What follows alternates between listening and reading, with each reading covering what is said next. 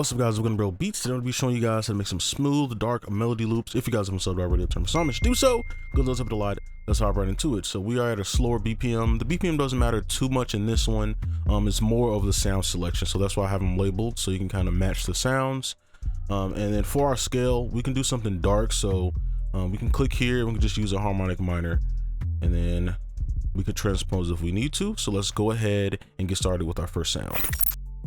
All right, so we have our guitar, and this is the guitar I'm using right here. Okay, so with this harmonic minor, some of the chords don't sound that pleasant at the start, so we can start with our regular G sharp minor. Right now, I like to do dyads in the harmonic minor because you tend to have more freedom and it just sounds better sometimes. Because, like, let's say, like, that sounds a little weird. Like, it's not that weird, but it just sounds off compared to, like, if you were to use a major scale or a minor scale, right? So I like to use dyads. So usually what I would do is take one of these notes and then move them over, right? And you could choose which one you like. All right, if you like that one, or if you like this one. Right now, what I'm gonna do is use this one, is because we can use our little trick where you end on your root note, right? So you can automatically resolve this melody so it can loop. Okay, so now let's actually get to making it. So we can just kind of be super basic, right? Do something like this.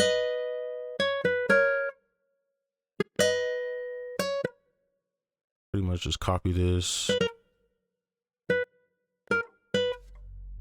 move that over. Probably like that. So we have that little dyad right there.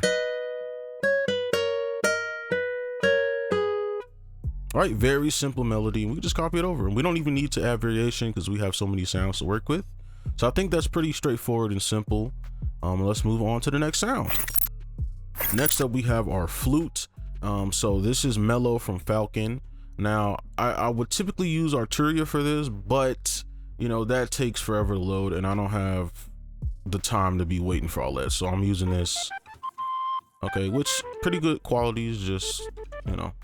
So for the flute, we can make this easy, right? Since we got our melody down, right, what we can do is just use our fifth trick. So we can go up here to fifths. You probably can't see this, but just put it here on your root. Okay, now it's 6 spaces between the fifth, so if you just place a random one here, right, if you count up 6 spaces, 1 2 3 4 5 6, and then place, you'll have your fifth.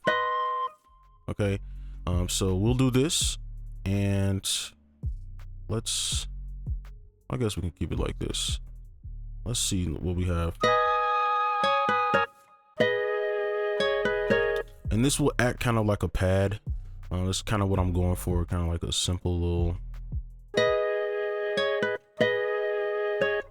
And then let's take this note, move it over, pull it up, and then take this one, move it over, pull it up. All right, so we're just using 2 notes to create our little thing. And let's see what this sounds like.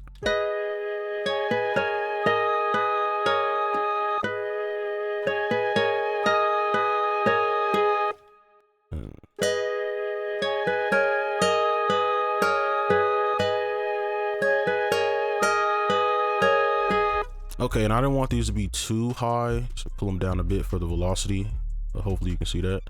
So that's the flute. I think that's pretty simple. And now we have another guitar, so we can see what we can do with that. All right, so next up we have another guitar. So with this, you can just kind of have fun and do whatever you want. Use your ear on this part. So if you want like a hack, you can just use the original chord, so which is the G sharp minor, and you can take the top note to start or end on. Right, so you can kind of take this dynamic if you want to. Matter of fact, we can just do that right now. We can just see which ones we like.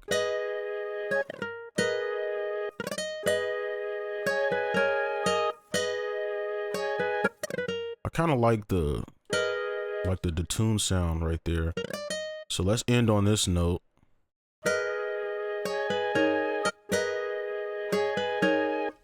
Let's have them bleed over, and then we could just be lazy.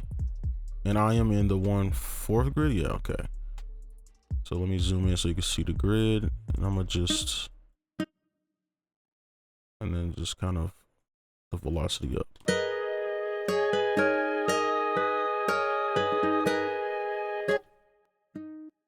And then let's do at the end extra. Okay, so now we just got to add some tones. So I'm gonna just try some stuff. Let's see.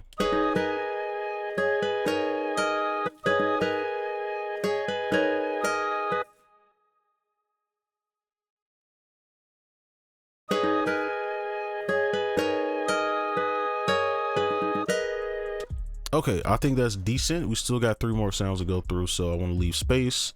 So let's go ahead and do that. All right, so now we have a bell. Okay, just a custom sound. I'll leave links if people want to check them out.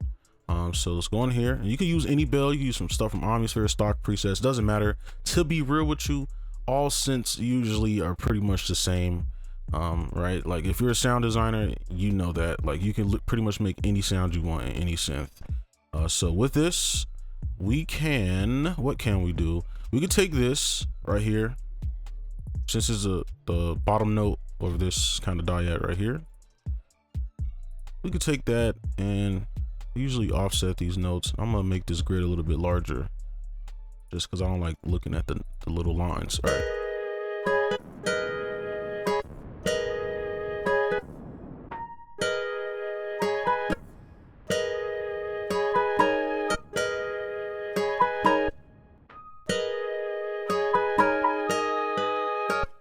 Kind of like that. Keep that. Let's see.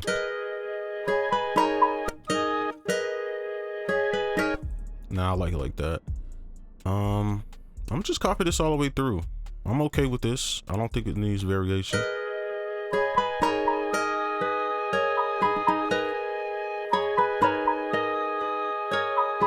It's kind of giving it a potential for like a loop. So I like that. And let's go ahead and use our last bell here. All right, so now we have like our last actual like instrument. This is the preset. Okay, now with this, I'm gonna just kind of use my ear. I'm not gonna really use tricks. Like we could use the same tricks to kind of make it sound textbook, but I'm just kind of use my ear and kind of click around and see what I like and what placement.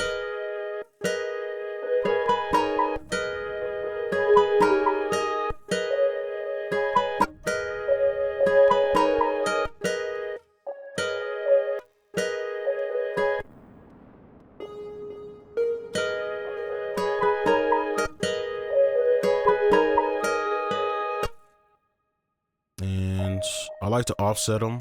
So if you want like a rhythm, pretty much the beginning of these, like the red area, if it'll actually let me click it, those would be like the most robotic areas, right? But if you go over, and we are in half beat grid, if you put them like your notes here, it'll give it more bounce instead of on the grid. So yeah, so if you mix and match on the grid, off the grid, you'll get like these rhythms and stuff.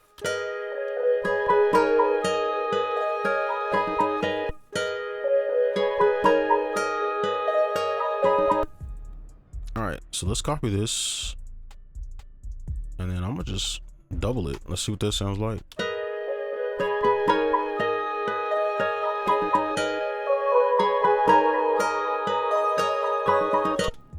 Okay, and that's, hey, it works. So let's add the bass and we'll be done, and we can just add effects and stuff.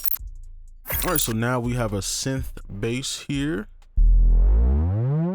Okay, so I mean, this is the easiest part, really. You can just kind of use. Now, this is why it's important to kind of know a little bit of music theory, is because you could use B here, but it might sound off. And if you don't realize that this is the top half of a minor chord, you won't know that the actual bass line is a G sharp, right? And that is why knowing like those basic things are important. So we can, where we at right here? Let's just throw our, and then when you add this bass in, it kind of brings everything together because we're kind of lacking bass, right? So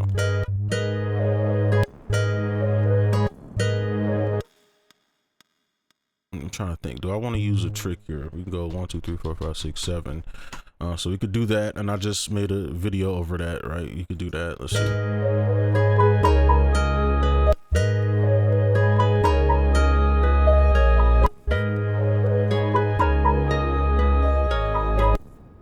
keep it basic. I'm not gonna go and do extra. Let's just do this. Pull it down an octave so it's real deep.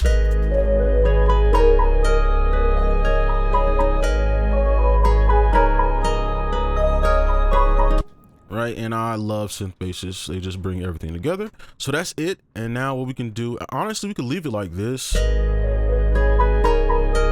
Like, I think it sounds already kind of processed just because of all the sounds we have. But we could just, I'm gonna just throw some effects on real quick, and we'll just see kind of how it turns out from there. Okay, so for the effects, I just did some EQing and leveling, as you can see. So like for the flutes, this frequency here was really harsh. Right, so I thought taking that out would mix it in better. And you know, of course, just some boosts here. So let's go through the like actual VST effects. So here's dry, and then wet,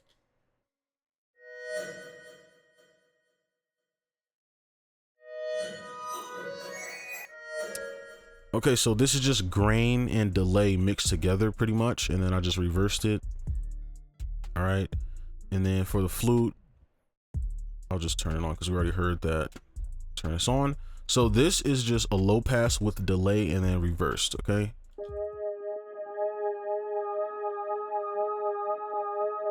Really like the way that sounded. So for the guitar over here, now I chose this. I wasn't really sure if I wanted to keep it, but it's called Into the Void. It's number 5 preset, and this is what it sounds like. Bare bones.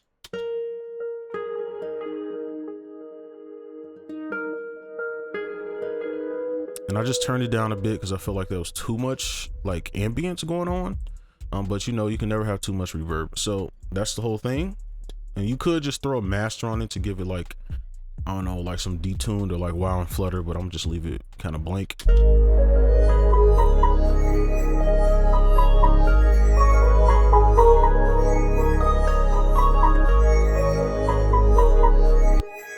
All right, and that is how you make a smooth, dark loop. So that's gonna be it for this video. Hopefully you enjoy. Make sure you like and subscribe if you're new, and I'll see you in the next one. Peace.